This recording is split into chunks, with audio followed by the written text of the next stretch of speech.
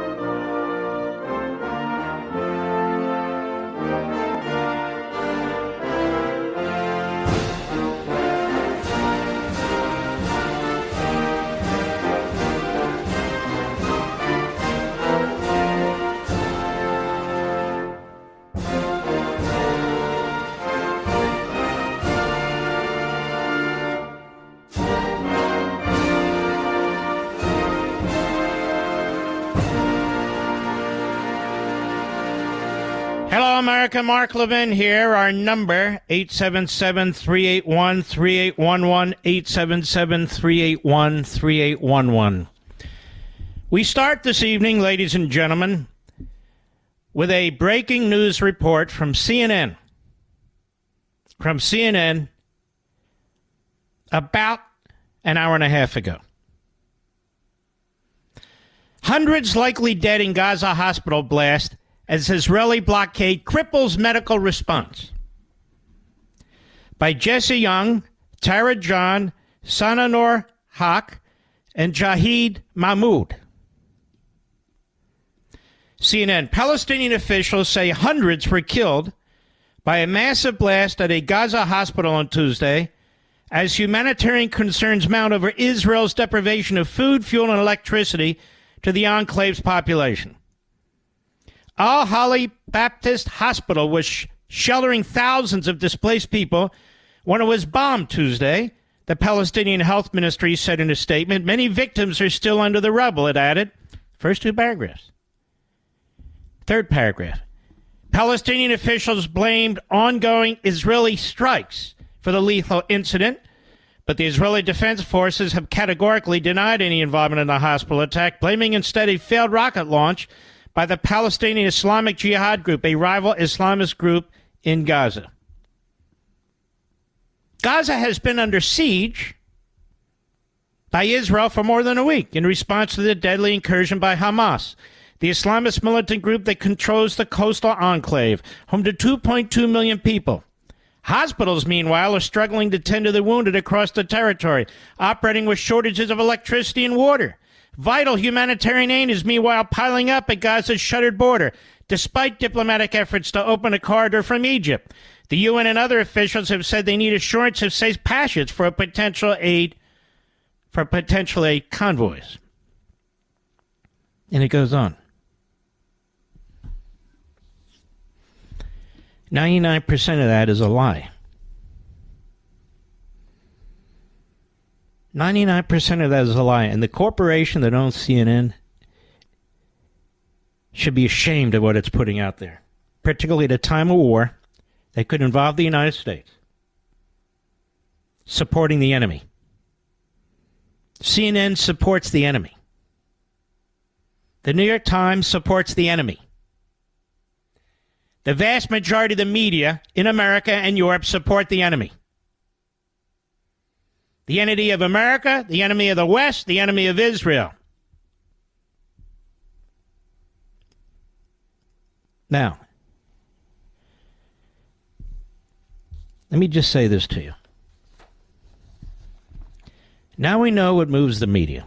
An allegation from Hamas that Israel blew up a hospital in Gaza.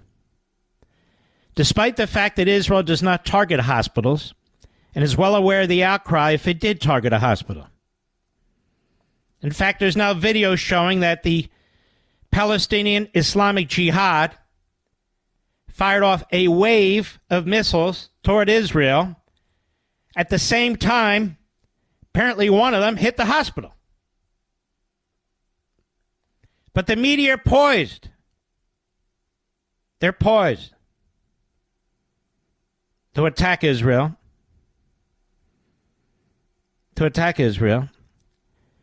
And this Islamic Jihad works side by side with Hamas. They're the ones who fired a barrage of missiles at Israel. One of them fell short, hitting the hospital. There's a video out now. And they have the data to back it up. In fact, about 30% of the missiles Palestinian terrorists fired at Israel misfire, causing damage and death in Gaza. But CNN didn't report that.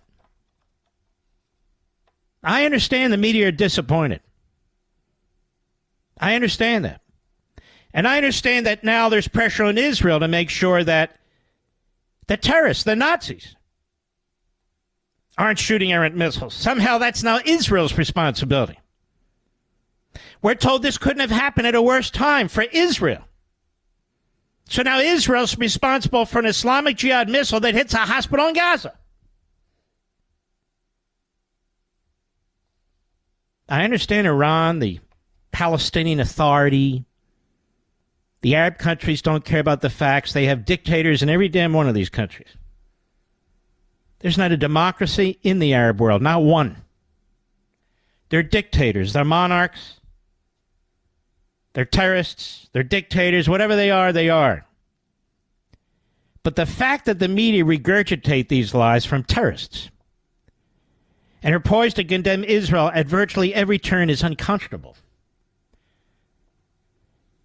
Will anybody at CNN resign over what CNN is doing? Now, we know who committed the atrocity against the Jews on October 7th, including babies in their cribs, people burned alive, people decapitated. In one case, one of the forensic medical doctors said, listen to this one, Mr. Producer. They took little kids, grouped them into what I'll call a pile, and set them all on fire at once. There was a burning pile of children. One of these forensic medical doctors was very active after 9/11, going into the rubble to try and find bodies and so forth. And he was driven to tears. He was interviewed. He said, I've never seen anything like this. I can't even imagine anything like this. He described one pregnant woman who had her belly sliced open. Her baby was slashed to death. The umbilical cord was still attached, and they shot her in the back of the head. I guess for the media, that has to happen in a hospital to make it matter.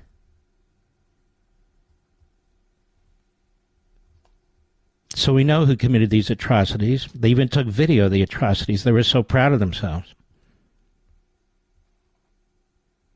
We know who slaughtered 30 Americans and have a dozen or two American hostages.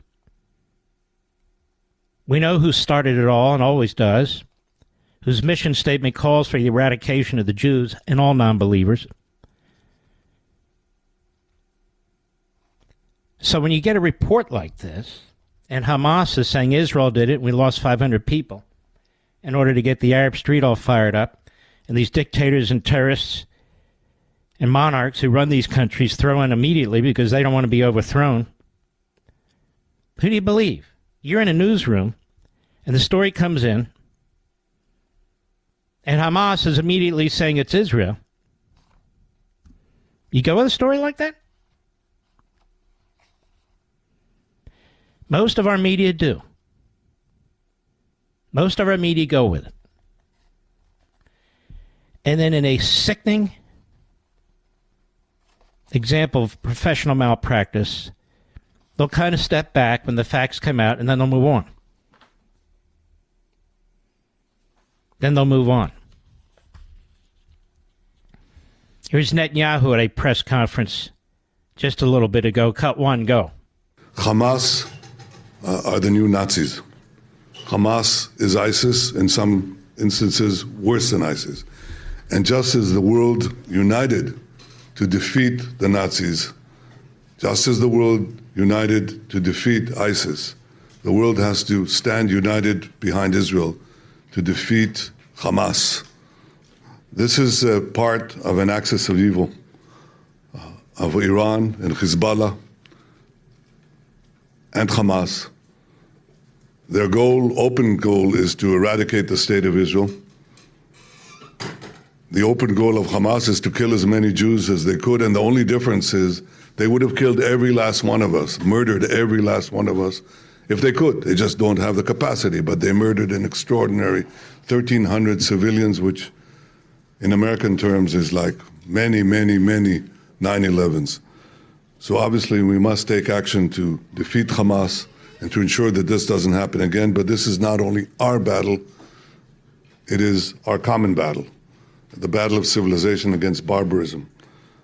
And if it's not stopped here, this savagery will reach you very soon and reach the entire world. Already has. Democracies in Europe have been overrun with immigrants from the Middle East. Our own country, same thing. You see the protesters in the streets. Obviously, they're not all from the Middle East, but many are, and they're funded by Hamas-related organizations. I've been through this in great detail. It's inarguable. It's unequivocal. And they're here on at least 300 college campuses. And they're here in our media, like at MSNBC, CNN, New York Times, Washington Post. They are here. The Democrat Party on Capitol Hill. Tlaib, Omar, AOC, and the rest of the scum on the Democrat Party left. Don't hit a hospital. You can hit a kibbutz, by the way. You can hit a synagogue. You can murder people in their beds. You can kill Holocaust survivors. You can kill babies in 1,000 different ways. You can rape. You can pillory. You can slaughter 265 teenagers at a music event for peace. Have at it. Just don't hit the hospital. And they didn't hit the hospital. The people who slaughtered Jews on October 7th, who wanted to kill more Jews because they're shooting missiles from schools and hospitals and mosques and other places where the Biden administration says you cannot attack. In a more northern part of the Gaza Strip, Islamic Jihad of Palestine fired a barrage of missiles, and at least one, and they think maybe more than one, fell short and hit the hospital. There's now video of this. And yet CNN writes the crap that CNN writes. And what about the humanitarian concerns? It's amazing to me, the humanitarian concerns. First of all, context, history. Our own war, World War II. We had no concerns about humanitarian efforts at all when we went to war against the Japanese, the Germans, and the Italians. None. Zero. In fact, we were targeting hospitals, schools, anything we could to break the spirit of the Nazis, of Imperial Japan, and fascist Italy. Citizens were targeted all through World War II.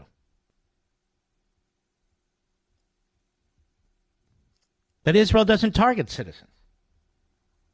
But you can't fight a war without citizens dying. And if I have to explain night after night, day after day, time after time, the difference between targeting citizens and citizens who die as a result of war launched by their own regime, and if I have to explain again and again and again the unconscionable effort at creating moral equivalency, then these people have no morality. They don't know the difference between good and evil. I'm talking about the American and European media. What does it take? What do they need to see? What do they need to hear? What do they need to read? The answer is, it doesn't matter. The American media are our enemy. We don't have a free press. We have propagandists and demagogues. That's what we have, who are free under our First Amendment to be propagandists and demagogues. We don't have freedom of speech and academic freedom on our Democrat-controlled and funded college campuses with your tax dollars. We have indoctrination, brainwashing, the creation of a generation of American-hating Americans and terror-loving Americans as long as the target is the United States and Israel. More when I return. I'll be right back. Mark Levin.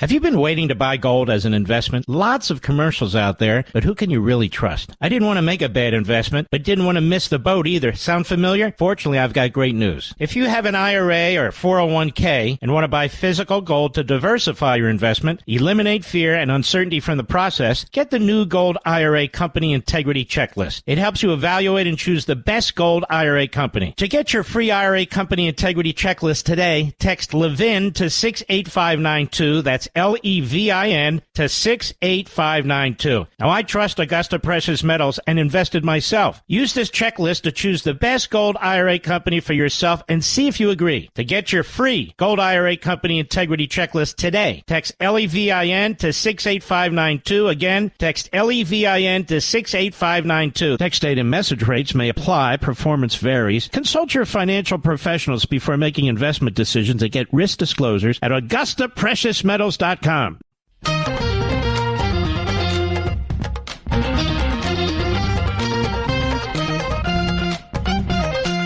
me tell you the difference, as there are many,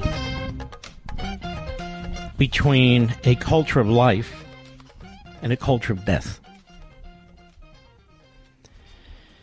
Many people in America, especially Jews and Jews in Israel, but Christians, moderate Muslims, and so forth and so on, when they heard that this hospital was hit, particularly the Israelis, they said, oh my God, let's hope it's not us.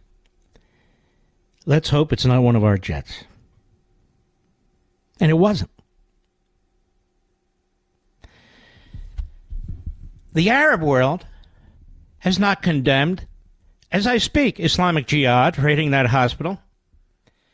The Arab world, last time I checked, has not condemned Hamas for slaughtering Jews. The Arab world, last time I checked, argue over and over about Palestinian statehood, the Palestinian rights, but they won't take one single Palestinian. You'll notice everybody repeats what I say. It's just a matter of time, because I'm right.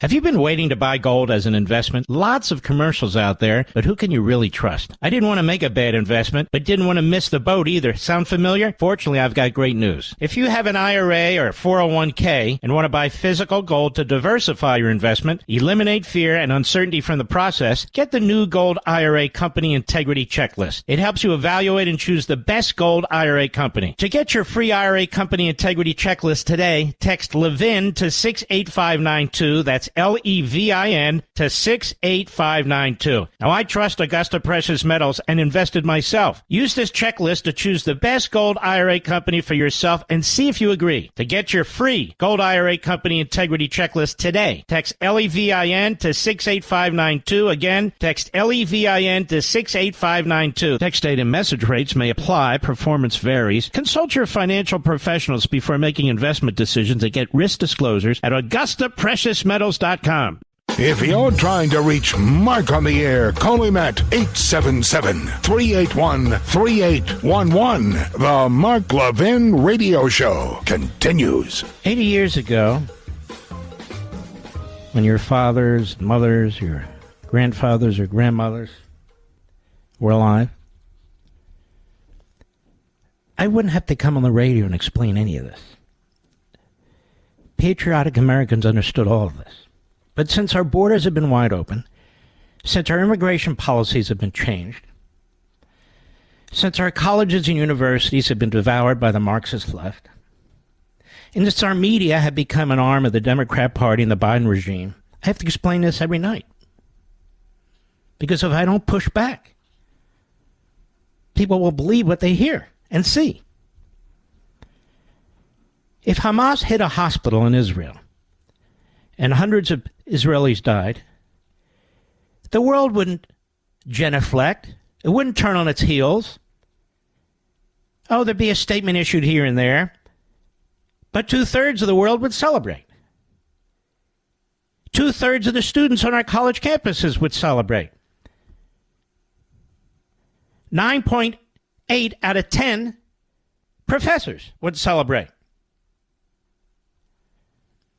It wouldn't be an international issue. And you're going to find, as more data come out, as the Israelis put it out there, that this will slowly but surely fade away. Now notice, terrorists like Abbas, he is a terrorist. As I explained last night, the night before, he's already using, I'm not meeting with Biden, no, and condemning Israel. King of Jordan, I'm not going to have a summit, no. This guy's father had a civil war with the very same people because Jordan was almost 70% Palestinian and he pushed him out. He didn't believe in a two-state solution. Egypt doesn't believe in a two-state solution. And as for CNN and the rest talking about the humanitarian nightmare in Gaza, there are two borders, one with the Israelis, one with the Egyptians.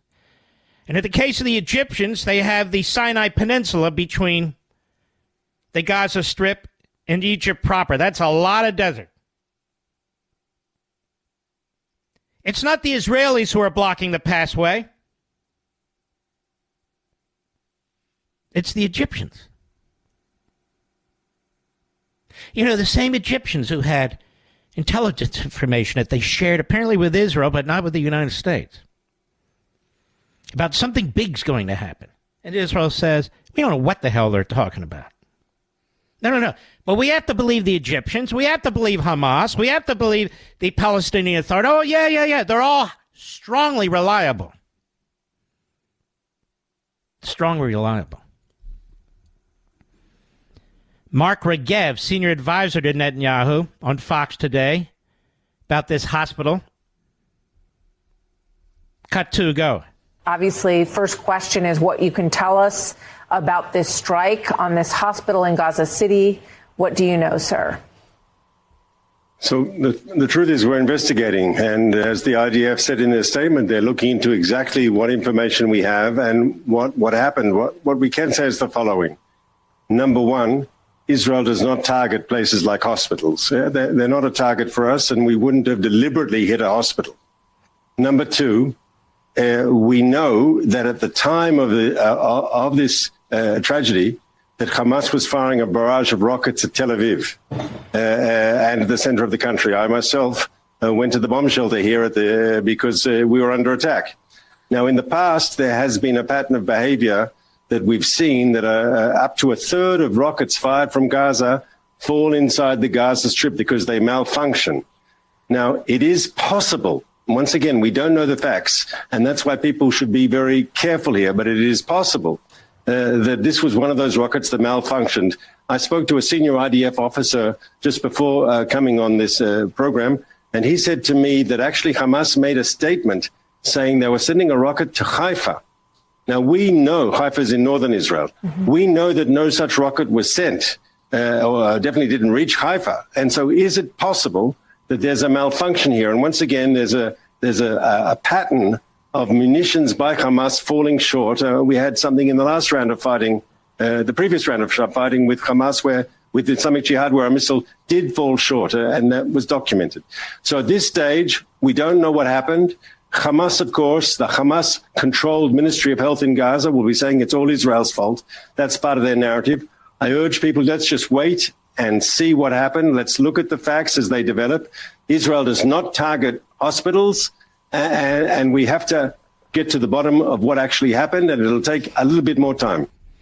Yeah, it took a little bit more time, and now we know what happened. Islamic Jihad of Palestine fired a barrage of missiles. One or more were short and hit the hospital. There's even video on the internet. But if an Israeli jet accidentally hit that hospital, there'd be no doubt that they'd have to confess to that. Even though it's not purposeful, it will be treated as if it's purposeful. Again, moral equivalency, which certainly doesn't exist. One side is immoral and evil, the other side is moral and good. It's that simple. I don't understand this. I honestly don't. The same ideology that attacked us on 9/11, that have killed Americans for decades now, the same ideology, where they tell you they want to slaughter us. The same ideology that took Americans hostage under Jimmy Carter. The same terrorists who killed 30 Americans and hold Americans as I speak hostage. And we treat them like non-combatants. Oh, but don't hurt the civilians. Look, we have to defend ourselves. The Israelis have to defend ourselves. The free world has to defend itself. And if there's collateral damage, well, that's too bad. So be it. Because the truth is, if Israel wanted to, it wouldn't need any weapons from the United States, Mr. Producer. It wouldn't have to worry about any hospitals, America. It wouldn't have to worry about humanitarian aid being blocked by the Egyptians. It wouldn't have to worry about any of it. Because it has weapons that would ensure victory and would eliminate its enemies in a split second with a whole lot of civilian casualties. But they don't do it. They don't even talk about it. What would Iran do with a nuke?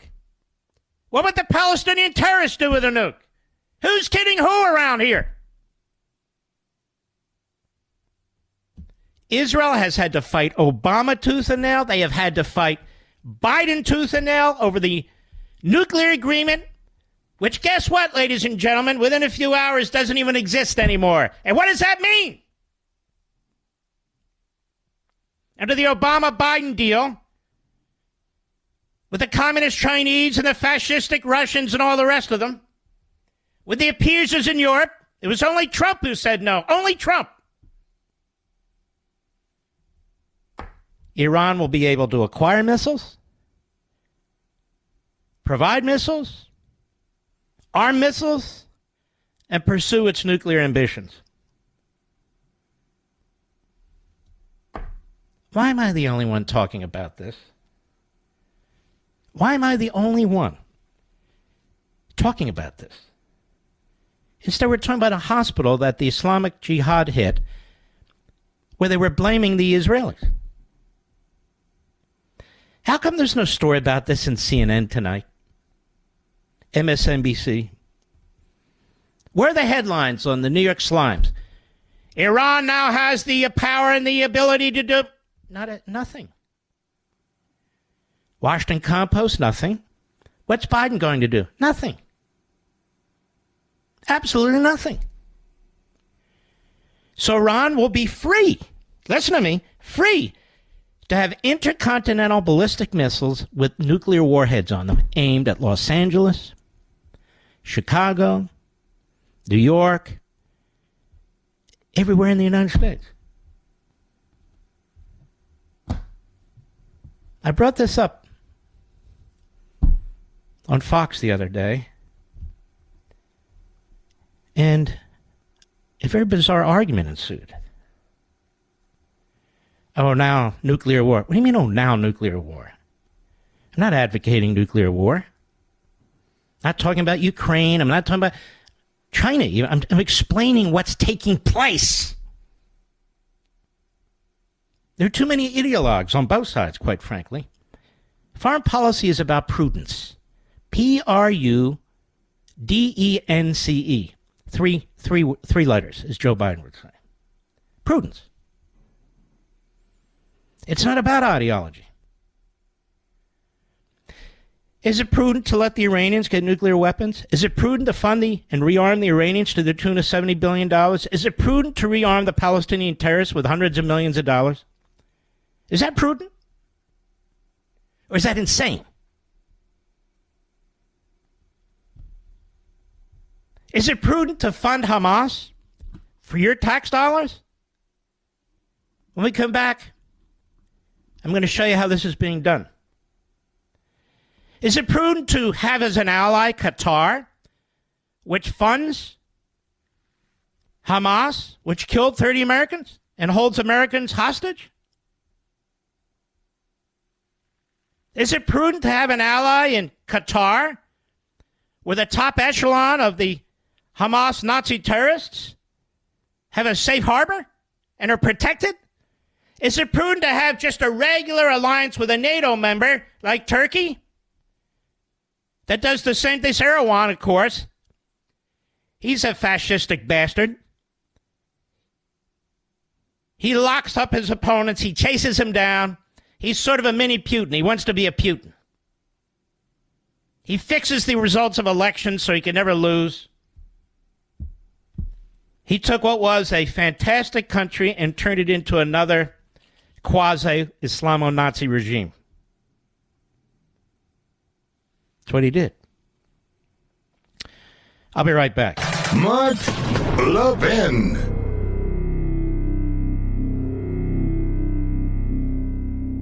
Have you been waiting to buy gold as an investment? Lots of commercials out there, but who can you really trust? I didn't want to make a bad investment, but didn't want to miss the boat either. Sound familiar? Fortunately, I've got great news. If you have an IRA or 401k and want to buy physical gold to diversify your investment, eliminate fear and uncertainty from the process, get the new Gold IRA Company Integrity Checklist. It helps you evaluate and choose the best gold IRA company. To get your free IRA Company Integrity Checklist today, text Levin to 68592. That's Levin to 68592. Now, I trust Augusta Precious Metals and invested myself. Use this checklist to choose the best gold IRA company for yourself and see if you agree. To get your free Gold IRA Company Integrity Checklist today, text Levin to 68592. Again, text Levin to 68592. Text date and message rates may apply. Performance varies. Consult your financial professionals before making investment decisions and get risk disclosures at AugustaPreciousMetals.com.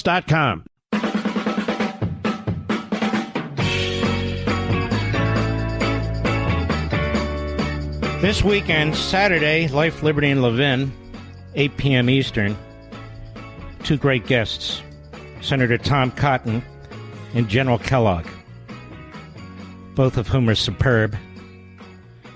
Sunday night, again 8 p.m. Eastern Time, we're going to have Pastor Hagee. I like to call him my pastor. Is one of the largest evangelical churches in the nation. He's also the chairman and CEO of CUFI, Christians United for Israel, and he has a lot to say. And the second guest is Eugene Kontorovich, who is I've had him on the program before. He's a law professor extraordinaire. And he wants to explain, and will explain, that the siege of Hamas is no war crime. And I want to have them all on the counter what the Quislings and worse are saying in our own government. So that's a very, very strong lineup, including my opening statements each night, and I hope you will set your DVRs now. Set them this evening so you don't miss them. Again, Saturday, 8 p.m. Eastern, 5 p.m. Pacific, 7 p.m. Central. Sunday, same time, same place. Different show, of course. And I think you'll learn more on these shows than you will on virtually any other show. Let me start what I said I would discuss with you from the Daily Mail, how we are funding Hamas.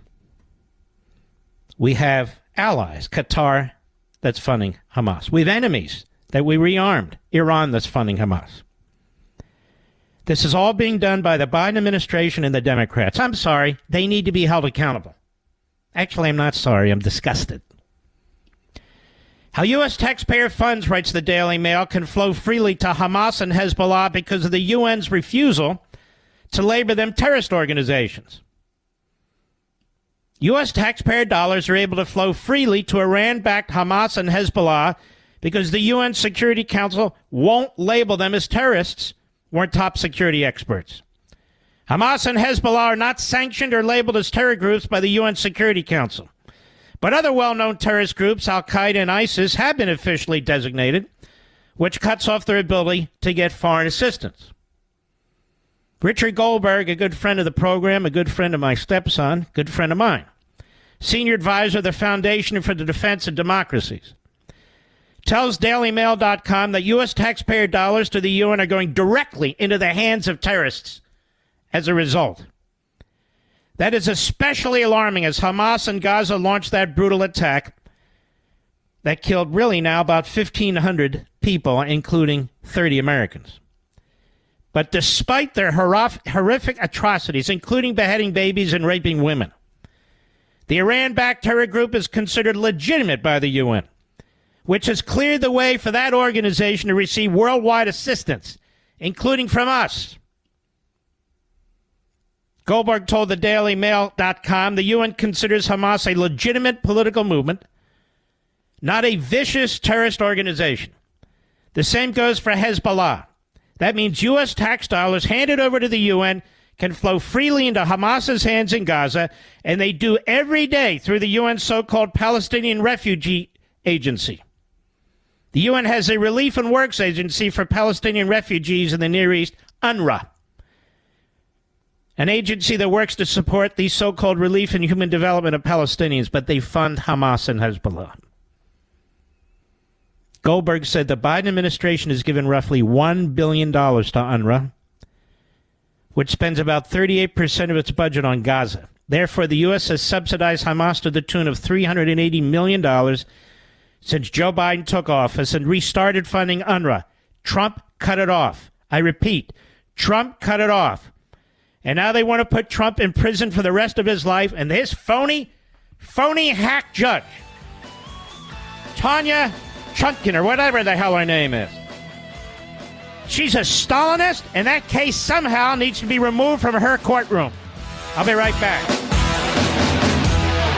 This segment of the podcast is exclusively sponsored by Pure Talk. Pure Talk offers great coverage and can save your family money on your wireless bill every single month. Go to puretalk.com to find the plan that's right for you. Thank you again for listening, and thank you so much for this sponsorship, Pure Talk.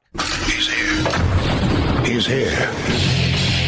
Now, broadcasting from the underground command post, deep in the bowels of a hidden bunker, somewhere under the brick and steel of a nondescript building, we've once again made contact with our leader, Mark Levin. Hello, America. Mark Levin here. We're blessed to be here in this country. And I'm blessed more than most. And I'm blessed to have you in the audience. I want to read something to you out of my book, The Democrat Party Hates America. And I think now's the right time to read it. About Franklin Roosevelt, the great Democrat icon, their favorite president of all time. They write books about him. They do docuseries about him. They have historians talk about him. They have tears in their eyes when they talk about the great Franklin Roosevelt. Doris Kearns Goodwin among them. So this is from my new book. Roosevelt's purposeful inaction during the Holocaust. Now remember, we talked about the New York Times, which covered it up. Because the media and the Democrats, there's no space between them. Roosevelt's purposeful inaction during the Holocaust to assist Jews being slaughtered by the millions was contemptible and unconscionable. Professor Medoff explains, here's the president who was regarded as a humanitarian, who portrayed himself as the champion of the little man, who had the power to save many Jews from the Holocaust, but who, to quote Fowler Harper, the Solicitor General for the Interior Department in the 1940s, an FDR appointee, quote, would not lift a finger to help them. His was the administration that kept the immigration quotas 90% underfilled, meaning it could have saved 190,000 Jews under the existing quotas without changing one iota of the immigration laws. His was the administration that sent planes to bomb German oil factories less than 5 miles from the gas chambers of Auschwitz, but refused to instruct them to drop bombs on the gas chambers or the railway lines, even after receiving maps and detailed information about what was happening in the camp. His was the administration that refused to pressure the British to open the gates of Palestine so Jews could find refuge there. Now, Roosevelt had Jewish associates. However, notably, the White House, and particularly the State Department, were populated with several infamous anti-Semites, just like the Democrat Party today. At the Department of State, where the decisions about immigration and refugee issues were made at the time, Roosevelt nearly always backed the bigots who blocked the migration of Jewish refugees into the United States from Germany and the rest of Europe during the height of the Holocaust. In fact, the U.S. immigration quota from Germany was filled for the first time in 1939, almost filled in 1940. In all other years of Nazi rule, 1933 to 45. That's 12 years, so that would be 10 years. The quota was not filled. The person directly in charge of the visa process at State was Samuel Breckinridge Long, whom Roosevelt met and became good friends with when both served in the Woodrow Wilson administration, Department of the Navy. Long became a major donor to Roosevelt's presidential campaign in 1932 and was previously rewarded with an ambassadorship to Italy. Long's dispatches to Washington from Rome praised the fascist Mussolini regime for its well-paved streets, its dapper, black-shirted stormtroopers, I'm quoting, and punctual trains. How do we know this? He kept a diary. In his private diary, Long, quote, described Hitler's Mein Kampf as an eloquent in opposition to Jewry and Jews as exponents of communism and chaos. Also, quote, Long regularly briefed Roosevelt on his efforts to suppress Jewish immigration below the level allowed by existing law. In one diary entry from October 1940, Long mentioned meeting with FDR to discuss the whole subject of immigration, visas, safety of the United States, procedures to be followed. And, quote, I found that he was, says Long, 100% in accord with my ideas. Not until 1944, when Congress got wind of Long's doings and began to publicly raise concerns, was Long finally demoted and ultimately left the Department of State. Throughout his life, Roosevelt made blatantly bigoted private remarks about Jews. And by the way, about blacks, too, and Asians. Though he's not alone among presidents in this regard, Roosevelt, as Professor Medoff writes, allowed his prejudices to influence his policies regarding America's response to the persecution of European Jewry. Among other things, Roosevelt, quote, blamed Polish Jews for anti-Semitism in Poland, spoke of the understandable complaints of the Germans about the prominence of Jews in some professions, boasted to a colleague that we know we have no Jewish blood in our veins, said FDR, helped bring about a quota on Jewish students admitted to Harvard and recommended that Jews be, quote, spread thin, unquote, around the world so they would not dominate any particular economy or culture. Did any of you know this about Roosevelt? Yes. Those of you who purchased or have read The Democrat Party Hates America. Then there was Joseph P. Kennedy, the patriarch of the Kennedy clan and powerful Democrat. He was a contemptible anti-Semite and pro-Third Reich, anti-Winston Churchill isolationist. I said isolationist. Who undermined U.S. policy as ambassador to Britain. Eventually, Kennedy resigned as ambassador. He was forced to. In the left-wing Daily Beast, Jacob Heilbrom explains, with help of David Nassau's Kennedy biography, The Patriarch, that, quote, it was in Hollywood that Kennedy's mounting paranoia about Jews manifested itself. Kennedy saw everything in terms of ethnic groups, partly as a result of his own upbringing in Boston. Nassau explains that Kennedy suggested he would be Hollywood's white or non-Jewish knight, I'm quoting, and rescue it from the suspicion that its pictures were not to be trusted because they were produced by men who, through breeding and background, were morally untrustworthy, Jews. All his life, Kennedy would remain convinced that Jews acted as a cabal to serve their common interests, a mindset that would manifest itself most vividly in the run-up to World War II, when he blamed Jews for allegedly suborning Roosevelt for pursuing the nation's best interests abroad. But as I write here, there's a great deal more, but this is not a biography about Joe Kennedy. And it goes on.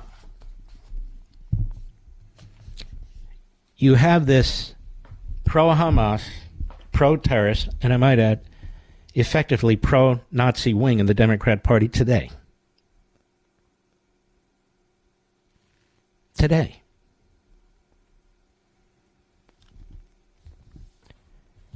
And I have the guts to say it. And some of my brothers and sisters in conservative talk radio have the guts to say it. Very few others do. I want to make something abundantly clear. There was isolation and isolationism right up into the 1930s, right into the 1940s until we were attacked by Japan. It was led by Charles Lindbergh. He started a group called America First. He didn't support providing Britain with any support whatsoever. And it was a movement that had attracted both the left and the right. And it had several 100,000 members. Several 100,000 members.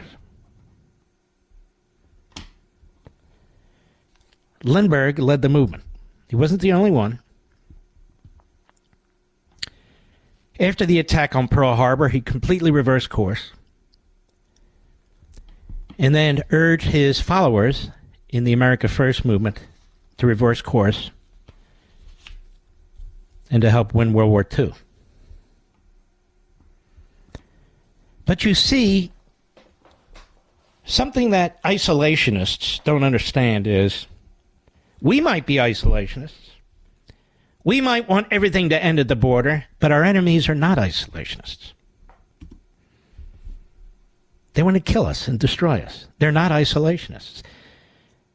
Or if they can choke off our economy, strangle us that way.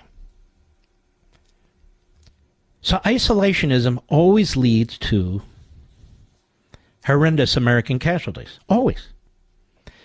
Now, this isn't an argument. It's not a black and white argument for interventionism at all turns or quote-unquote endless wars.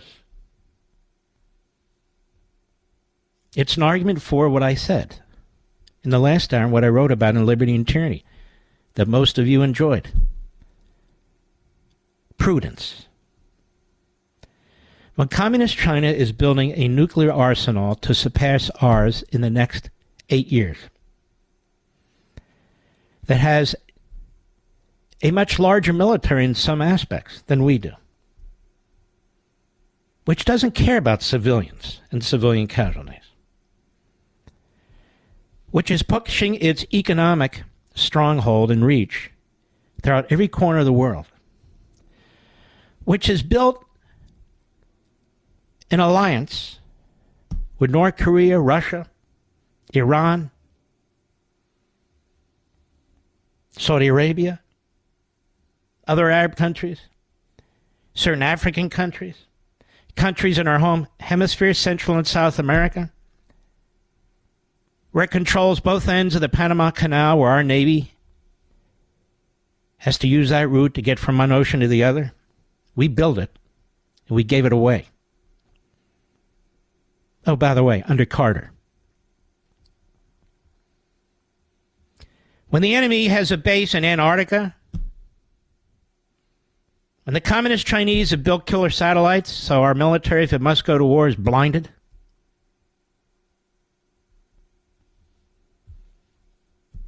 In the face of that, you're going to be an isolationist? And if you are going to cause more deaths of Americans than anybody else. You, not you specifically, you know what I mean. The third party you. I hear it on TV and radio. Why are we involved in this? Why are we involved in that?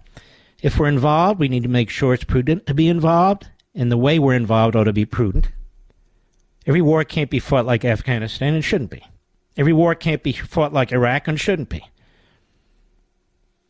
But that doesn't mean every war will be fought like Afghanistan or Iraq, and it doesn't mean that every confrontation that doesn't occur in Newark, New Jersey, or East Palo Alto, or St. Louis is none of our business. As our enemies get stronger and stronger and stronger. Here's what I mean. Isolationists, while Hamas and other terror regimes have a presence on 300 of our college campuses. They're not isolationists. The communist Chinese have Confucius Institutes all through America and on college campuses. They're not isolationists. Our enemies see weakness. They see a lack of fortitude from the ruling class and from the ruling class mouthpieces, some witting, some unwitting, in the media, including some people who claim to speak for you and me. Then one day we wake up and we're surrounded. Or one day we wake up and Pearl Harbor's attacked.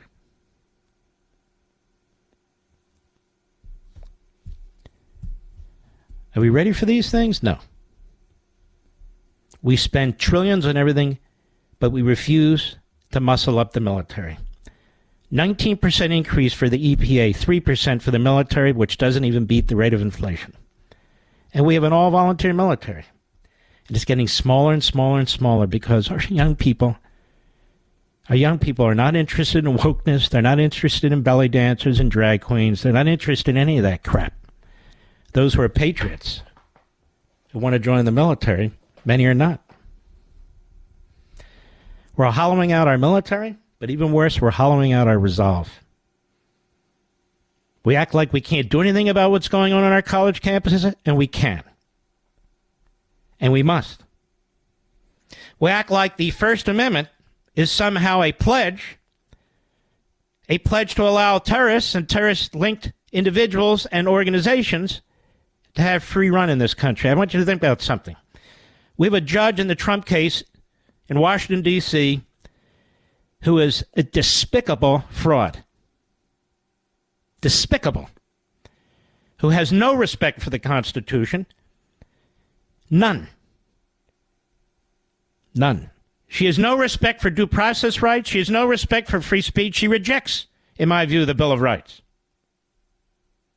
She sides with the prosecutors. Like in tyrannical regimes where the judges are handpicked to go through the motions. She's going through the motions to get Trump convicted, to cripple him for the next election, should he be the nominee. So she can issue a gag order against a presidential candidate and a former president who's not even allowed to criticize the prosecutor or his staff while they're leaking all over the media.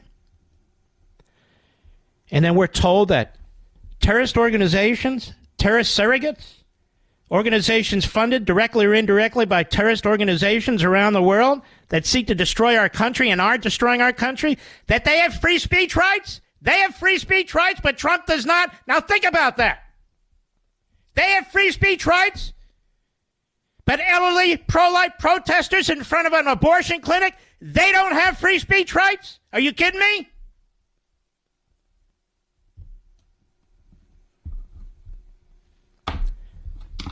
The Democrat Party is destroying our country. They're weakening us from within, and then joined by some stupid Republicans and isolationist ideologues. They're destroying our country. As I said yesterday, you know, there's these umbrella groups, and then they have these offshoots. The Democrat Party is the umbrella group, with their media, with their judges, and all the rest of it. I'll be right back. Mark Levin.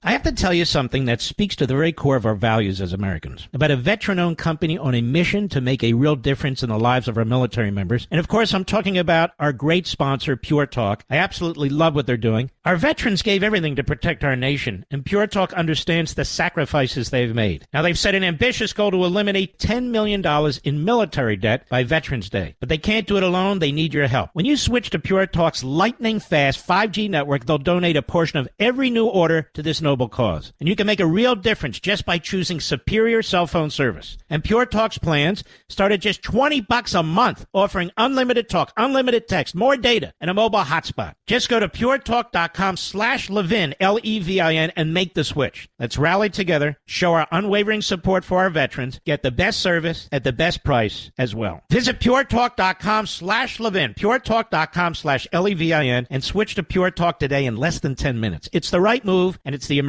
way.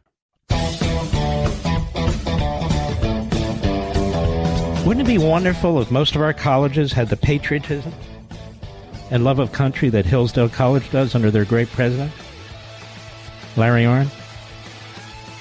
I'll be right back.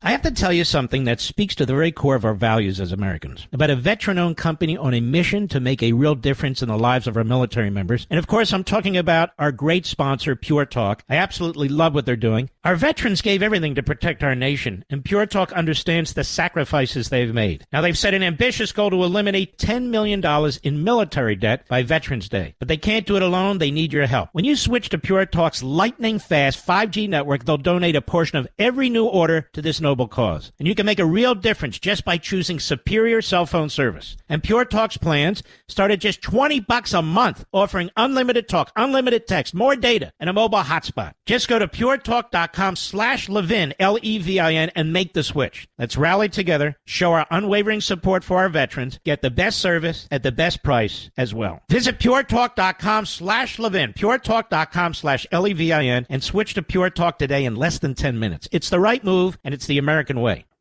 Mark Levin, the thunder on the right.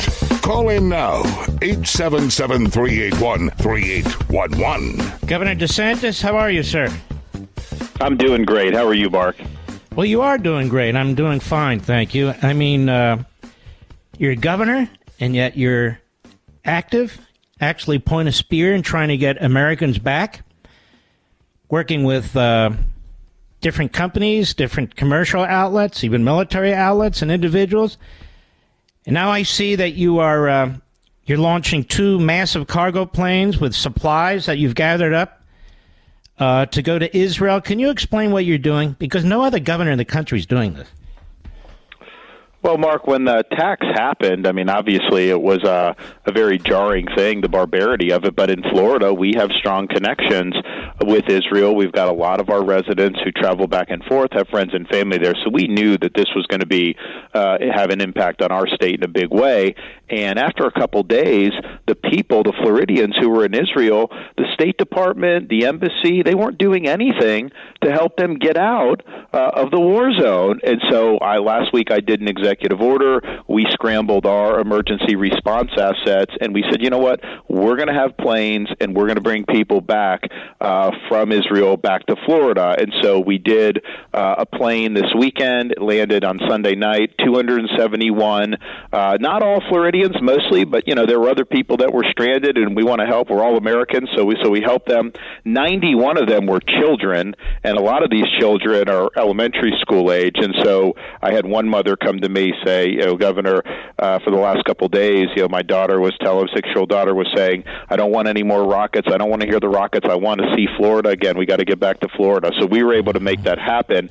Here's the thing. The Biden administration, what they finally decided to do was they could dump people in Cyprus or dump you in Athens, Greece, but then they were going to charge you for that. And I'm just thinking to myself, well, first of all, how are they going to get from Greece back home? Like, a lot of people have never even been there. Second of all, you're an illegal alien. You come across the border. This government will fly you at taxpayer expense, no cost to the illegal alien, all across this country. They will put you in hotels, no cost to the illegal alien, on the taxpayer, and they won't even think twice about it. But yet Americans, U.S. citizens trying to leave a conflict, they're going to charge you and not even bring you all the way home. So it just shows you how this government operates. They put the American people last. They don't give a damn about our own citizens. They care about their own twisted agenda. So we have a couple more planes that are going to be coming. One's going to come tomorrow with, I think, about 280, and then we're going to have another one. So we're going to have ended up bringing back between 700 and 1,000 U.S. citizens, mostly Floridians, from Israel to Florida. And when the planes go back, that's how we have the cargo. We've got a lot of people that have donated things. We've got stuff to move over there. So if the planes are going over there anyways, we want to be helpful. So we've worked with the Israeli government to be able to get them a lot of stuff. And part of that is some of the generosity of our citizens here. But, you know, Mark, when there's no leadership, you have a choice. Are you just going to sit there and complain about it? Or are you going to step up, and are you going to lead? So we choose to step up. We make things happen, particularly in times of crisis. That's just what you have to do. And I'll tell you, the folks that were that my wife and I greeted on Sunday night, you know, they were very happy that somebody actually stood up for them. You know, you fill the void in so many ways. I remember with the COVID-19, you took a position different than the government and so forth. But I want to ask you something. The missile embargo on Iran expires tomorrow. Nobody's talking about this. You have recently as well, but Biden's not talking about it. Blinken's not talking about it. Nobody you're running against is talking about it. The cap comes off tomorrow, which means they are free to build ICBMs. They're free to build whatever they want. They're free to sell them. They're free to give them to the Russians, to the communist Chinese. They're free to go all out for nukes. And nothing's being done about this. What's that? Well, but I think this is intentional by Biden, Mark. I mean, what did he do when he came in? I mean, he relaxed sanctions on Iran. So they had, and we talk about this $6 billion deal recently, and I was one of the first out of the gate in August to condemn it because it was outrageous. But there's tens of billions that have flown into Iran's coffers as a result of what Biden's done from day one of his presidency. And, of course, that was money that was then turned around and sent to Hamas and Hezbollah. And this attack may not have happened by Hamas had Biden not, loosened the screws on the Iranians. And so even now, I think what he's trying to do by going over to Israel, I think he's trying to undercut their ability to completely decimate Hamas, because I think Biden wants to have a rapprochement with Iran, even to this day. You know, he hasn't taken any action to tighten the financial screws on the Iranians. I mean, why do we want them making a fortune on oil? So I think this is all part of a really twisted plan. I think that they have an ideological attachment to trying to have a rapprochement with Iran. And look, these Iranian mullahs, you know, they have a religious ideology. When they get the money, they're not going to help their people. They're going to foment jihad around the Middle East. That is what they live for. And that's not going to change just because Biden's nice to them. So it's a total fool's errand, but I think he's intent on undermining Netanyahu, and I think he's going to try to continue to have a rapprochement with Iran. It should be after this attack that any of that with Iran, even from a Democrat administration, should stop, and we should do whatever we can to put Iran in a box, both in terms of denying their ability to expand militarily and denying their ability to enrich themselves, whether it's through oil or other means. You know, in Florida, we announced expanded Iran sanctions a few days after the attack, where our view is there's a broader parts of the Iranian economy, not just with energy, that we want to hit. And look, Florida, we're the 13th largest economy in the world if we were our own country. So we pack a punch, and so we're going to do those sanctions there because our view is money going into Iran, profits going into Iran, the regime is going to use that for funding terrorism. So we don't want to be a part of that in Florida. Governor DeSantis, Qatar gives a safe haven to the top leadership of Hamas, which has now killed 30 Americans and has God knows how many kidnapped Americans. Turkey gives safe haven to the leadership of Hamas that Qatar doesn't take. Qatar has spent over the decades billions of dollars building up Hamas. And then Biden goes to Qatar to negotiate for the freedom of our kidnapped Americans. Qatar has enormous investments in this country. How come there's no pressure placed on Qatar or Turkey for what they're involved in here? Well, Blinken was over there. I don't think he said anything about the Hamas leadership. He didn't pressure them at all. I mean, they have the leaders there. They've been funding Hamas for quite some time, and that's something that I think most people have acknowledged for many, many years. And then Turkey, I mean, this is a supposed NATO ally? I mean, are you kidding me? So, yeah, look, I think that they have all these different things that they could be doing. And I think what the administration is going to start doing even more aggressively is they're going to basically be blaming Israel and say that there's civilian casualties, that this is all Israel's fault. I mean, you saw the corporate press lie today about this hospital. They blamed Israel for this hospital being bombed. It turned out it was a rocket launched, and it misfired, but it was a misfired rocket from Palestinian Islamic Jihad. And yet this is front page, top of the fold news on all these news websites that somehow Israel did it. And I think they've now corrected it, but it's like Hamas says Israel does it, and you just take that and run with it. So there's a lot of propaganda that's being built up, marshaled against Israel. I think the Biden administration, because of their left-wing base, I think they want Israel to do very little. I don't think that they want them to go into Gaza and completely decimate Hamas, because I think that they think that that makes it harder for them to deal with Iran the way they want to, and I think it will lead to more domestic pressure on them, because the far left in this country, I mean, they've turned rabidly anti-Israel, and it's sad to see. I mean, when you look at these college campuses, you look at these big cities, we can have differences on politics and geopolitics, but when the blood wasn't even dried off these Israeli civilians, you had people out cheering on Hamas and the butchery, and it's just a real sickness in our society. Let me ask you a question. I've never asked you this. I consider you a good friend, and your wife, good friend of the family as well. You're not Jewish. Even when you were in the House of Representatives, you really led the fight to move the U.S. Embassy from Tel Aviv to Jerusalem. You see that part of the world, and Israel in particular, as crucially important.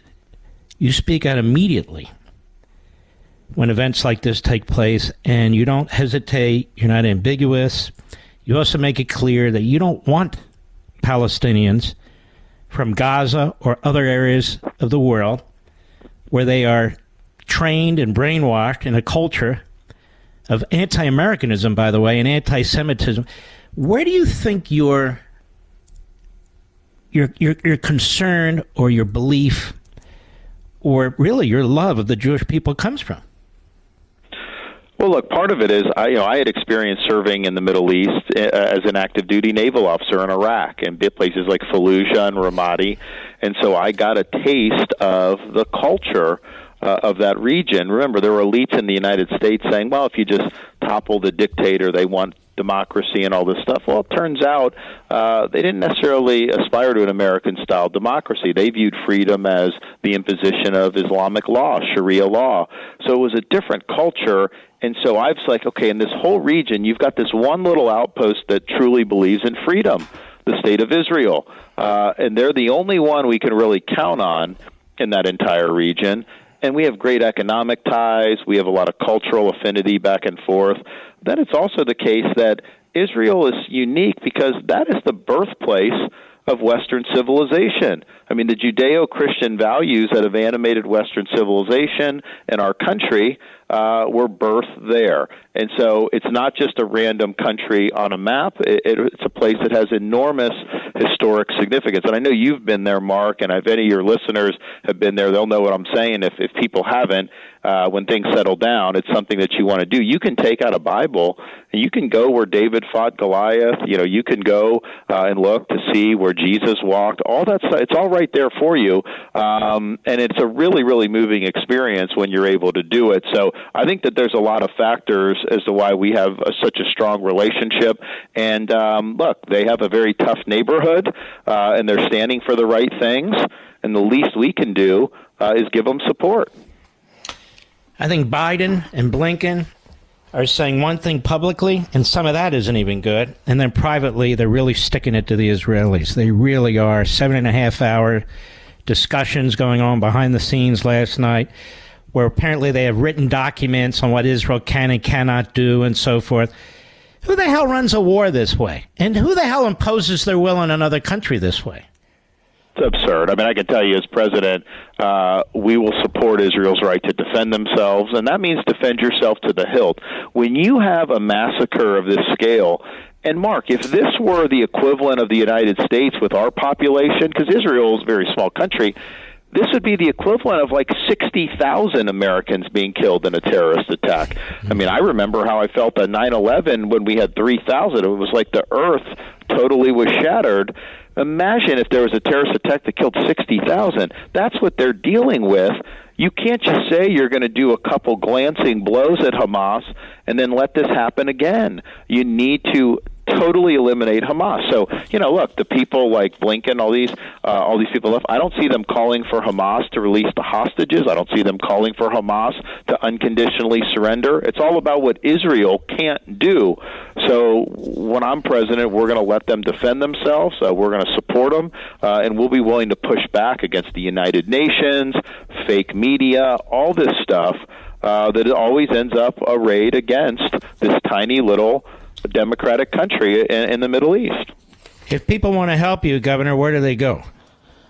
Website is rondesantis.com, rondesantis.com. You can also text freedom to 512345. We'd love to have your support. I think that we've been doing an awful lot, particularly in the early states. Our country is unraveling in many different ways, and we need strong, focused, disciplined leadership to be able to right the ship, and I'll get the job done for you. By the way, I see where Chris Christie's groups are trying to get Democrats to come to the Republican side so they can vote for him in the Republican primary. Something about that guy, Governor, I just can't stomach him, but that's my problem. I want to thank you, Governor DeSantis, for all you're doing for the American people. God bless you, my friend. God bless, Mark. Take care. You too. Do I owe you something, Mr. Producer? We'll be right back. Mark Levin.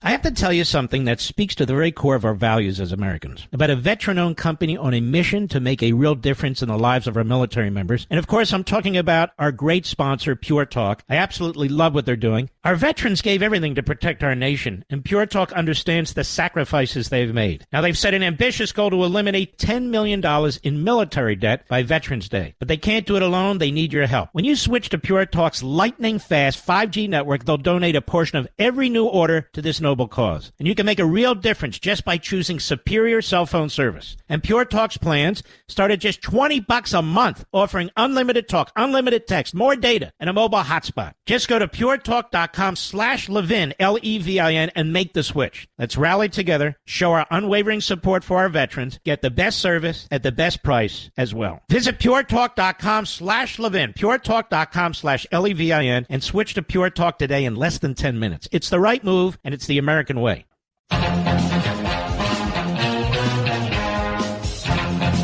So Russia and our new friends, the UAE, are calling for a UN Security Council meeting to condemn Israel for bombing a hospital. But Israel didn't bomb a hospital. The Palestinian terrorists bombed their own hospital. And maybe while they're having that UN Security Council meeting, they could talk about how many hospitals Putin has bombed in Ukraine. Maybe the 70,000 civilians that he's murdered. Why do we even belong to the United Nazis? That's what I call the UN, the United Nazis. They hate us. They hate the free world. They've taken it over. And for 2 decades, I've been saying we should form our own organization, democracies of the world. Seriously. And let all the Nazis have that group and kick them the hell out of New York. I have an idea, Mr. Producer. They can have their own buildings in Gaza. I'll be right back.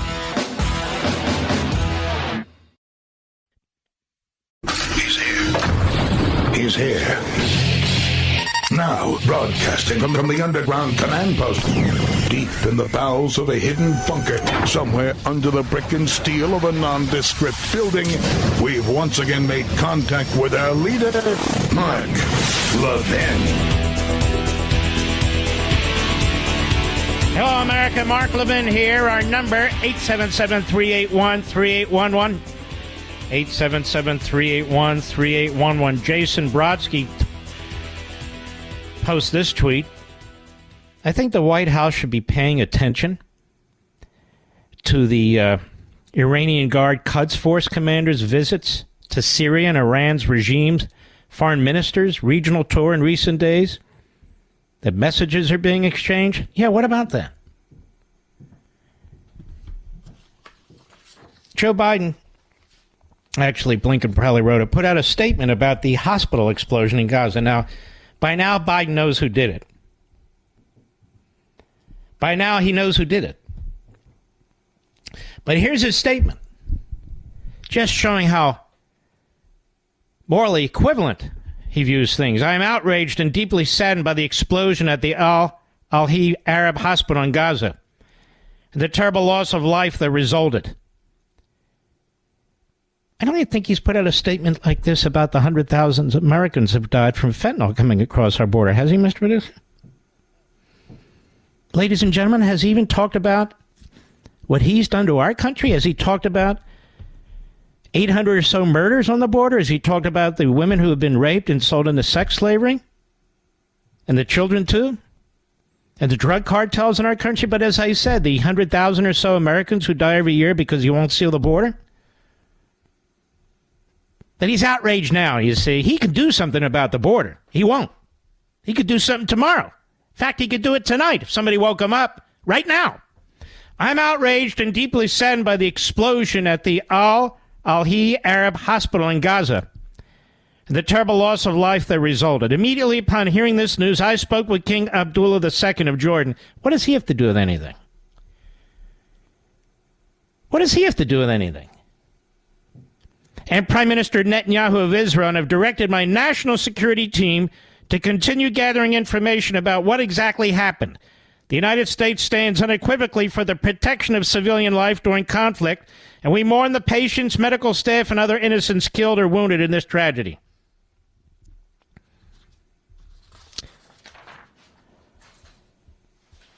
I despise this guy. He is the worst president in American history. Some might go back to the last century or before, but you know what? Considering what's at stake, nuclear weapons and all the rest, no, he's the worst president in American history. No other president would have a border open like this. None. None. No other president has. No other president would arm a terrorist regime like Iran that's trying to build and will build nuclear weapons aimed at us. And I could go on and on and on. And he dares to Why doesn't he be specific? He can't even condemn. He can't even condemn the Islamic Jihad of Palestine. He can't even condemn them. Sickening. Mariam Moshiri is an anchor on the BBC, which may be the worst news outlet in the free world, but certainly up there with most of the rest of the American media. I want you to listen to this from the BBC yesterday. Cut 9, go. Now, before we go, earlier on BBC News, we reported on some of the pro-Palestinian demonstrations at the weekend. We spoke about several demonstrations across Britain during which people voiced their backing for Hamas. We accept that this was poorly phrased and was a misleading description of the pro-Palestinian demonstrations. Now, here's the weather. Now, here's the weather. You were right, and the BBC is a disgrace. Are we supposed to dumb ourselves down to accommodate terrorism, Mr. and Mrs. America? Is that what we're supposed to do? And our British friends? The people who are protesting now are not protesting for quote-unquote Palestinians. Is it coincidence that they're protesting now when Hamas has slaughtered Israelis, still shooting rockets into Israel? Is that a coincidence, pro-Palestinian? And by the way, if there's this great movement of Palestinians who are not anti-Semitic and really want to throw off these regimes, and I'm told over and over and over again, and so are you, that they're not the same, okay, great. Where is the office of Palestinians for the existence of Israel? Where is that office in the United States, Mr. Producer? Where is it? Where's the office for the Palestinians that don't support the evisceration of Israel as a state? Where's that office? Where are they? You know what's interesting? You watch any cable show on any cable network. Can they find somebody who can say those things and prove it to us? Prove it to us. Rather than having these British people, American people, in other words, rather than having individuals who are not Palestinian, rather than having individuals who are basically Caucasians, but not exclusively, tell us what the Palestinians think. Why don't the Palestinians tell us what they think? Why not? And so there's protests in the street. Now, pro-Palestinian, they say. It's amazing. Listen to the way the media are so thoroughly and completely corrupt. I hear about the reports in New York. There's two sides. On the one side, you have the pro-Israel groups protesting. On the other, the Palestinian groups protesting. So they are talking about the Palestinians as supporting Hamas. Because look at the signs. Pro-Hamas, pro-extermination, pro-this, pro-that. So the media themselves, they're so stupid. Their IQs collectively are so low. They don't even know what the hell they're saying. They don't say on the one side you have the pro-Israel group, on the other side you have a pro-Hamas group. No, they say they're pro-Palestinian. So they're saying the Palestinians, Hamas, there's not a great difference between the two. I'm not even saying it, they're saying it. But why are we bending over backwards to lie to ourselves? The vast majority of Palestinians in the Middle East do not support an Israeli country of any kind, period. Period. And part of the reason is they've been brainwashed with lies about history, with Jew hate from a young age. That's the culture they've been exposed to because of moderate Palestinian terrorists. Did you know there's a moderate Palestinian terrorist? Abbas. He's a moderate Palestinian. Look, 1972, the Munich Olympics, the Jews slaughtered there. That's so long ago, Mark. It's half a century ago. Just because Abbas funded it and planned it and had it executed, that doesn't mean he hasn't changed his ways now. Just because he's funding terrorism in violation of the Taylor Force Act, which Biden lifted, but Trump put in place. You know, the guy he wants to put in prison the rest of his life? We got to listen to this sickening crap? Bend over back. But all the Palestinians aren't this way. All of them aren't this way. I know, and all the Germans weren't Nazis during World War II. What do you want me to do about it? What do you want us to do about it? The fact is the levers of power, enormous amount of power, are what they are. They are what they are. You know, it'd be nice if Joe Biden put out a statement being as nice and even-handed about those MAGA Republicans, the way he does with Hamas. You realize he hates MAGA Republicans more? Well, if he doesn't, he has a funny way. Well, Mark, he's got these two massive, flotillas of shit. I don't care what he has. He has them out there while he's undermining the Israeli government that wants to put an end to their enemy that slaughtered their people. And they not only have to defeat the enemy in what might be urban, alley to alley, house to house, room to room combat, But now he's tying the Israelis' hands behind their backs. They want to fight the enemy. They want to beat the enemy. I'll be right back. Mark Levin.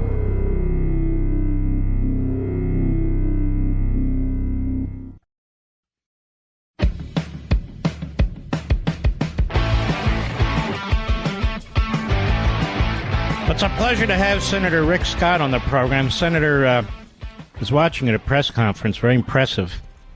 The Biden administration, sir, has been arming the enemy. The president's now going over there after Blinken to undermine the prime minister's ability to fight that war. They're already taking, like, victory laps or something's going on there. What do you make of all this? Well, so Biden and everybody around him, they're appeasers. I mean, but let's never, ever forget, babies were beheaded. Children were burned alive. Teenage girls were raped and then burned alive. There's an elderly woman, Holocaust survivor, that was paraded through the streets of Gaza and killed. Kids watched their parents being murdered, and now they're in Gaza. 250 youth were killed at a festival. We got 30 Americans. Where is the outrage by the Biden administration about 30 Americans? And we don't know exactly how many. 30 Americans killed, and we don't know how many Americans are held hostage. Where's the outrage by the Biden administration about what the hell Iran and Hamas did? By the way, this is not Hamas by themselves. This is Iran. This is Iran. We've got to do everything we can to absolutely destroy every member of Hamas. I want every member of Hamas dead. What they did is disgusting, and Iran has to be held accountable. And this president, wake the hell up, because this is going to happen in this country if we don't start standing up for our friends like Israel, standing up for our Jewish friends, and secure our darn border. What is it with this guy in the border, Senator? I mean, you see what's going on. We have people on the watch list coming across. We have more than we've ever caught before. God knows what we haven't caught. What is it about this man that won't secure this border? I have no... But why aren't Democrats calling him out? Like, you know, you and I are blessed. We have families, right? I've been blessed. I have 7 grandchildren. I don't want them to die of, like, what's happened to these Jewish kids. I don't want them to die of fentanyl. Who does? But this guy, Biden, and it's not just Biden, it's the entire Democrat Party. Not one of them will call out, right? I've been in the Senate now for 5 years. I've had 3 years with Biden. Mayorkas comes and says, the border's secure, right? You know, these people are crazy. And you know what? It's going to get us killed. And I'm not going to allow it to happen. I'm going to fight this up. I mean, giving Iran $6 billion and giving money to the Palestinians to use to what? Would you give somebody wants to kill you, Mark, and you're going to say, hey, if I give you a little money, will you not do it? Right. Give me a break. They want to kill Israel, destroy Israel, kill the Jews. They want death to America. Let's take them at their word. They want to destroy us. Look at what they've done in Israel. Show the heck up, Biden. So listen to this from USA Today right now. With Israel on the verge of launching a ground war against Hamas, fears are rising the latest conflict could engulf the Middle East. So why is Biden going there? Is to de-escalate the conflict. De-escalate it? He fed it. He helped pay for it. And I don't know what they mean, de-escalate, that there's one country against all the rest of them. Well, by the way, does he not give a damn about the 30 Americans killed? He doesn't care that we have hostages? Doesn't even talk about it. You never hear him talking about it. No, he doesn't even talk about it. I mean, I don't know how many American hostages are on top of Israel. Senator, how about the hostages in Afghanistan? He never talks about that anymore either. Our Americans are there. No. Right. I mean, it's like this guy doesn't care. But just remember, it's not just him. The entire Democrat Party does not care. We brought in over 70,000 people from Afghanistan. We don't even know who they are. They're around somewhere around this country. Are they going to harm us? I don't know. The Democrat Party won't even put down the Hamas wing of the party. with AOC and Tlaib Right. and those people. Schumer doesn't even criticize them. Schumer doesn't criticize them. Hakeem Jeffries doesn't criticize them. Biden doesn't criticize them. Let me ask you something. Is there a single Republican, one, in the House or the Senate that agrees with this squad or whatever the hell they call themselves? Not one. Not one. It's amazing. Who could stand for a baby mutilator? Who would want to stand with them? All right. And by the way, if you're not an American citizen, you ought to get the hell out of our country if you support Hamas. Yeah, get out. You ought to get deported. Yeah, get out. I don't want you here. I don't want you around my kids, my grandkids. I don't want you around anybody in this country. Get the hell out of our country. And I don't know why that's controversial. That used to be American policy. If you side with an enemy or people that want to kill us, the whole point of immigration is to improve our country, not to open our doors to every reprobate who wants to come in. Right, and they want to bring in people from Gaza into our country. Like Jordan, take them. You support them, right? I want you to listen to this, How Senator. about Egypt? How about I want you to listen to this, Mr. Producer. Pull that clip, the King of Jordan, if you have it there, please. Go ahead and play it for the Senator. On the issues of refugees coming to Jordan, and I think I can quite strongly speak on behalf not only of Jordan as a nation, but of our friends in Egypt. That is a red line, because I think that is the plan by certain of the usual suspects to try and create de facto issues on the ground. No refugees in Jordan, no refugees in Egypt. So the Israelis want to create a problem, you see. Jordan used to be the home to most of the Palestinians. They tried to overthrow his father, so they pushed them all out in a terrible civil war. Of course, Egypt is blocking the passageway for the Palestinians to leave. So you don't have a single Arab country that wants them. Not one. Why is that? No, but yeah, well, they know what it is. It's a bunch of people that hate other people. I mean, they've been brought up to hate Israel. They've been brought up to hate Jews. It's hatred, hatred, hatred. Do you want them in your country? I don't want them in this country. So when Biden talks like, some of these people say, we got to bring them here. No way. There is no way in God's green earth that one of these individuals should come here. I mean, and by the way, Egypt and all these people that we want to go fight for Palestinian rights. Okay, just open your borders. Mm-hmm. You go fight for. Let them just in your borders. That way you don't have to fight for them. They'll all be in your borders.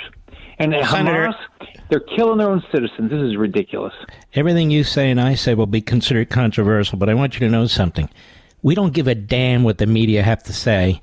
We don't give a damn what these left-wing front groups have to say, or Students for Justice in Palestine, or the usual Marxists and the rest of them. They don't matter to us. We're talking to patriotic Americans. It's that is that.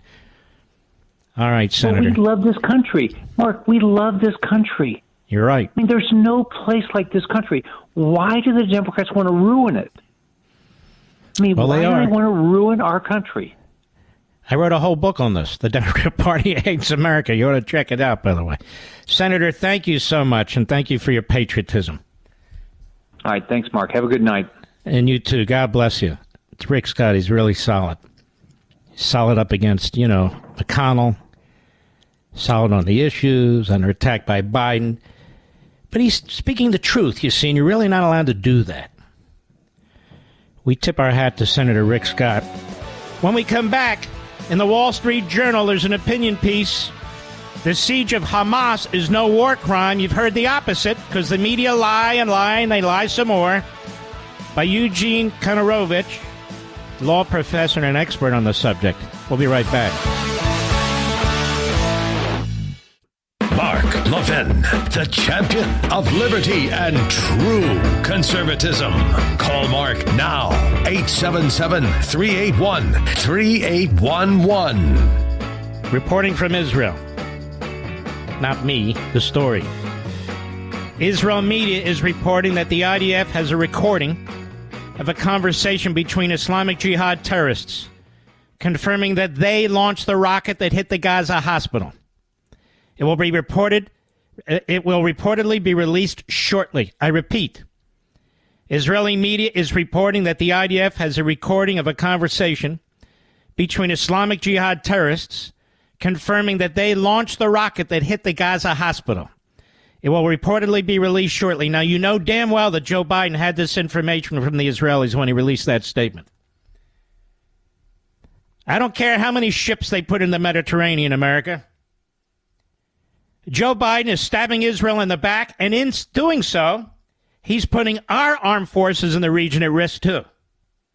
Let me repeat it.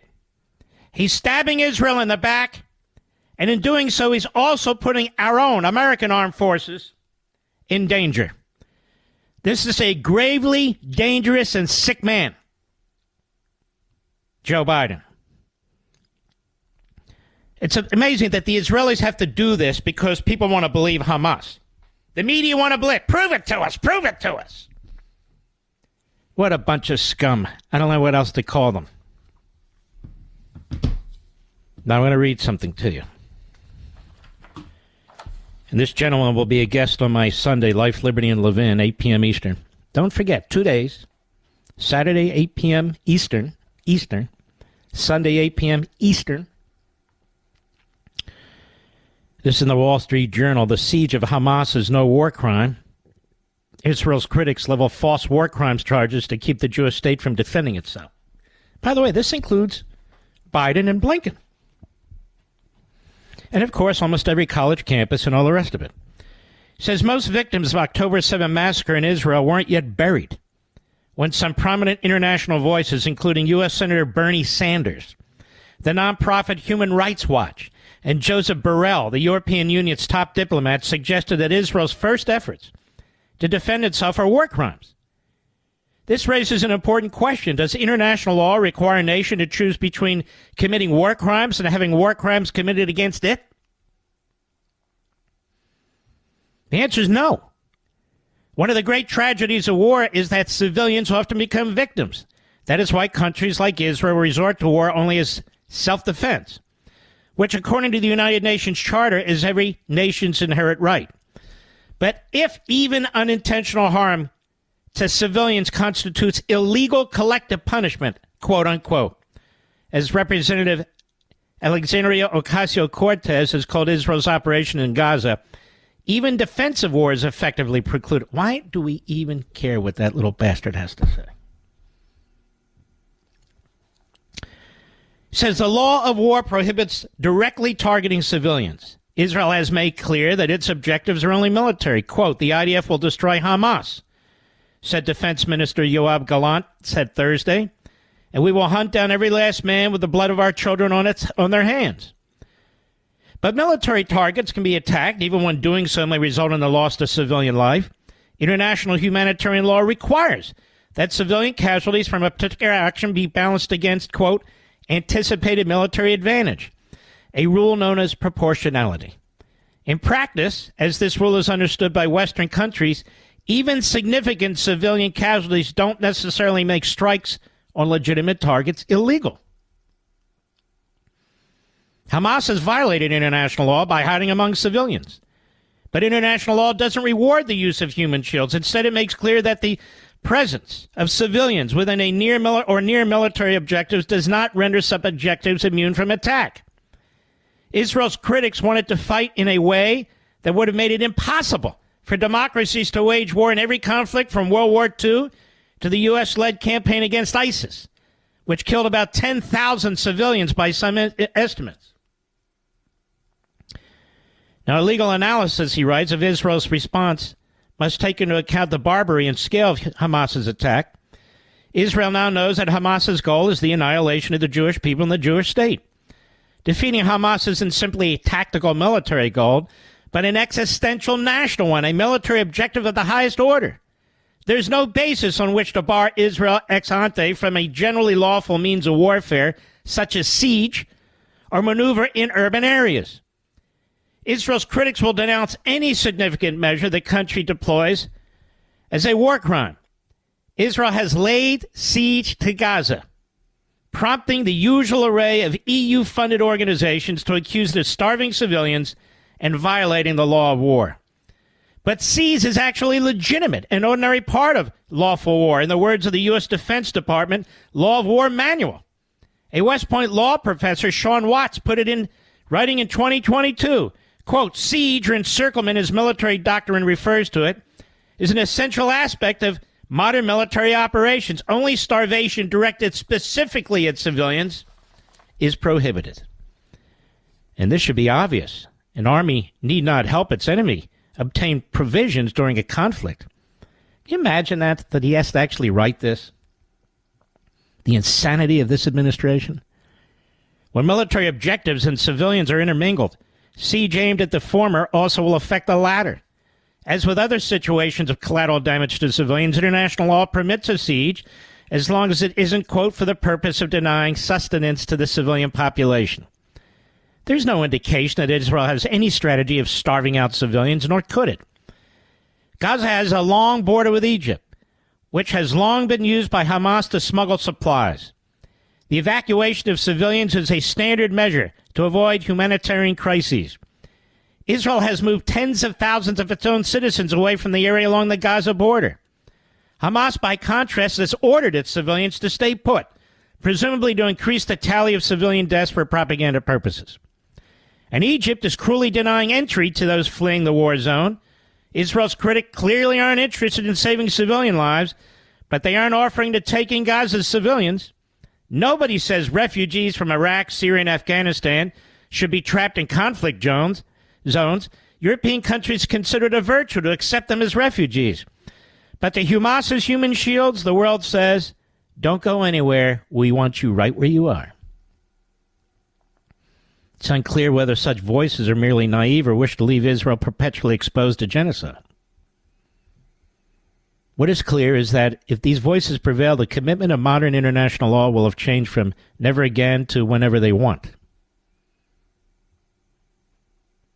Now, Kataranovich is the head of the International Law Department of the Colette Policy Forum, a Jerusalem think tank, and professor of George Mason University Scalia Law School. All this stuff about war crimes is a lie. An absolute lie. And the people keep bringing up proportionality. As the professor says, don't even know what they're talking about. Proportionality allows Israel to do what Israel wants to do. I thought you should know the facts about this situation. Then there's this article, as I was reading in part, or mentioning in part, to Senator Rick Scott. USA Today, the U.S. is ramping up its firepower in the Middle East. A last-minute presidential visit to Israel is planned before the first tanks roll into Gaza. Blinken held marathon negotiations in Tel Aviv that were interrupted by the sound of air raid sirens, prompting a dramatic dash to a bunker. So there he is, the idiot. He's negotiating peace terms for the enemy. And they almost hit the conference room in which the idiot is sitting. And he runs to the bunker. Then he gets back up, trying to, again, negotiate terms. Despite Biden's admonition, there are signs that groups in the Middle East are bracing for a broader war. So Biden should put the shoulder to the Iranians and Hezbollah and just tell them. He doesn't have to even tell them publicly. Not don't. The answer should be, you do this, and holy hell will be unleashed on your countries, or your country, and on Hezbollah. I won't tell you how, I won't tell you where, I won't even tell you who's involved. But I can assure you the plans are in place, because they ought to be in place, especially with Iran. And what kills me here is Donald Trump, without firing a bullet in Tehran, was destroying the Islamic Nazi regime in Tehran, the way Reagan destroyed the Soviet Union. He was choking them off economically. The people were rising up to overthrow that regime. And in steps Biden. That's why I have no faith in him. He's a grave danger to the United States. He's a grave danger to Israel. Our enemies. You know, you remember the last election, Mr. Producer, in America, when Biden was running, not the midterm, but the presidential election? And I don't want you to pull all the audio clips. I don't have to prove it. Everybody who listens knows it. And I said, our enemies are rooting for Joe Biden. Remember that, Mr. Producer? Over and over again, our enemies want Joe Biden to win. I said Russia, Iran, China, and the rest of them. That's exactly what's happened. And when Senator Scott kept talking about the Democrat Party, he's 100% right. They've done nothing to secure the border, to prevent fentanyl from coming in this country to kill 100,000 people. They circle the wagons around Biden. Most of the Democrats in Congress, if not all of them, will not criticize Biden over what he's done with Iran and the Palestinian terrorists, funding them and so forth. Most of them, but not all of the Democrats, say they support Israel, but do they? And how? And how? I'll be right back. Mark Levin.